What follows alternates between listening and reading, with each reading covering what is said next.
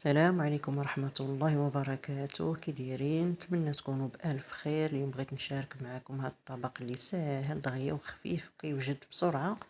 خديت هنا طريف ديال الدجاج صدر وقطعته طريفات صغار، زدت واحد البصله كبيره مشلضه، درت 4 معالق ديال التحميره ونص معلقه ديال الخرقوم، 4 معالق ديال الابزار، شويه ديال اليازير، ودرت هنا 2 ديال البطاطا قطعتهم مربعات صغار.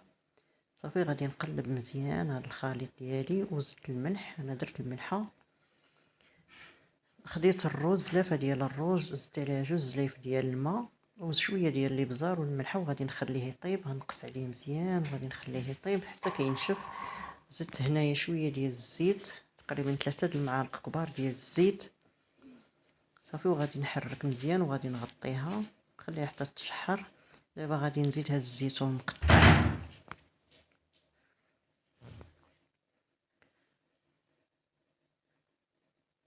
صافي وغادي نغطيها دابا ونخليها حتى كتنشف ليا مزيان.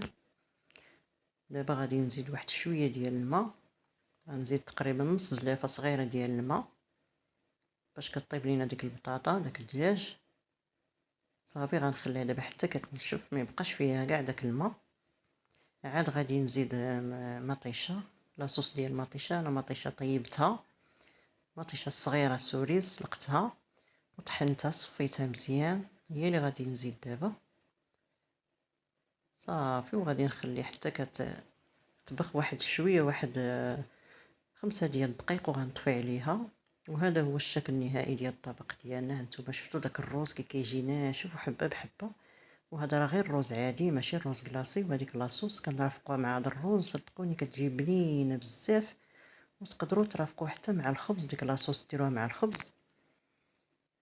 وكنتمنى يعجبكم هذا الطبق البسيط اللي كيوجد دغيا دغيا، تقدروا توجدوه للعشاء. وإلا عجبكم هذا الفيديو هذا ما تنساونيش بارطاجيو وديروا لي لايك، والسلام عليكم ورحمة الله تعالى وبركاته.